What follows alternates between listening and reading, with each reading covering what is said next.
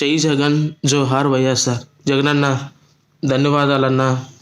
అన్న, నా పేరు సందీప్ అన్న, శృంగారపాటి అన్న. నేను రాజధాని ప్రాంతంలో తుళ్ళూరు మండలానికి గత 5 సంవత్సరాల నుండి ఎస్సీసీఎల్ అధ్యక్షుడిగా నేను పనిచేస్తూ ఉన్నానన్నా. అన్న, మీరు పార్టీ పెట్టినప్పటి నుంచి మీరు పెట్టినటువంటి ప్రతి కార్యక్రమంలో నేను పాల్గొంటూ వైఎస్ఆర్సీపీ పార్టీ కార్యక్రమాలన్నిటిలో నేను చాలా చురుగ్గా పనిచేసినటువంటి వ్యక్తినన్నా. అంత మాత్రమే కాదన్నా, మీరు ఉండవల్లి శ్రీదేవి గారిని ఇక్కడ ఇన్ఛార్జిగా పంపించినప్పుడు అన్నా, నేను తాడికొండ మండలం, మేడుకొండూరు మండలం, పిరింగపురం మండలంలో రాజన్న క్యాంటీన్లు పెట్టి అనేక మందికి రాజశేఖర్ రెడ్డి గారి పేరు మీదుగా అన్నదానం చేసినటువంటి వ్యక్తినన్నా.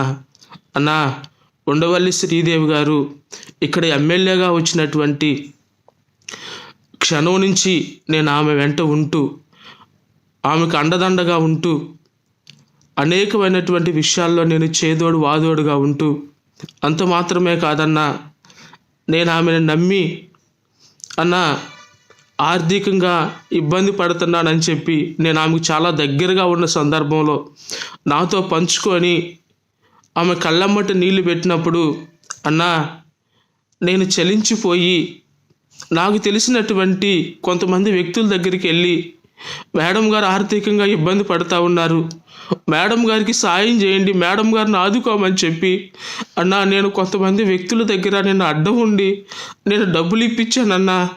అన్నా, ఈరోజు ఆ డబ్బులు అడుగుతుంటే అన్నా, మమ్మలను నా మీద తప్పుడు కేసులు పెడతా ఉన్నారన్నా. అన్నా, నా మీద తప్పుడు కేసులు పెట్టి నన్ను ఇబ్బందులకు గురి చేస్తూ ఉందన్నా. అన్నా, నాకు 2 చిన్న బిడ్డలు ఉన్నారన్నా. ఇంటి దగ్గర నుంచి పారిపోవలసిన సందర్భాలు వస్తూ ఉన్నాయి అన్నా. అన్నా, నాకు మీరు సహాయం చేయమని మిమ్మల్ని ప్రార్థిస్తూ ఉన్నానన్నా. అన్నా, నా పిల్లలు ఫోన్ చేసి, నానా ఎక్కడున్నావు, నానా అన్నం తిన్నావు అని అడుగుతుంటే నా కడుపు చెరువైపోతుందన్నా. నేను తట్టుకోలేకపోతా ఉన్నానన్నా. అన్నా, దయచేసి నా మనవులు అంగీకరించిందన్నా. నా ముందు అన్నా మరణం తప్ప మరి ఇంకేమీ మిగలలేదన్నా. అన్నా, నేను నా పిల్లల మీద ప్రమాణం చేసి చెప్తున్నానన్నా. నా బిడ్డలు సాక్షిగాలని చెప్తా ఉన్నానన్నా. ఆమె నన్ను మోసం చేసిందన్నా, నన్ను రోడ్డును పడేసిందన్నా. నా మీద అక్రమ కేసులు పెట్టిస్తా ఉందన్నా. నా ఒక్కసారి నా మనవులు అంగీకరించిందన్నా. నా తుళ్ళూరు పోలీస్ స్టేషన్లో నా మీద అక్రమంగా కేసులు పెట్టిస్తా ఉందన్నా. అంత మాత్రమే కాదన్నా, గుంటూరు పోలీస్ స్టేషన్లో కూడా నా మీద కేసులు పెట్టిస్తా ఉందన్నా. నేను ఎంతవరకు తట్టుకోగలన్నా? నేను ఎంతవరకు ఆమె మీద పోరాడగలనన్నా? నేను ఒక సామాన్యమైన కార్యకర్తను కదన్నా. నేను ఆమె మీద ఎలా పోరాడగలనన్నా? ఇంటి దగ్గర మా అమ్మ నాన్న ఏడుస్తూ ఉన్నారన్నా. మా అమ్మకి ఆరోగ్యం బాగుండలేదన్నా. నా వలన నా కుటుంబం అంతటా కూడా అనుభవిస్తూ ఉన్నారన్నా.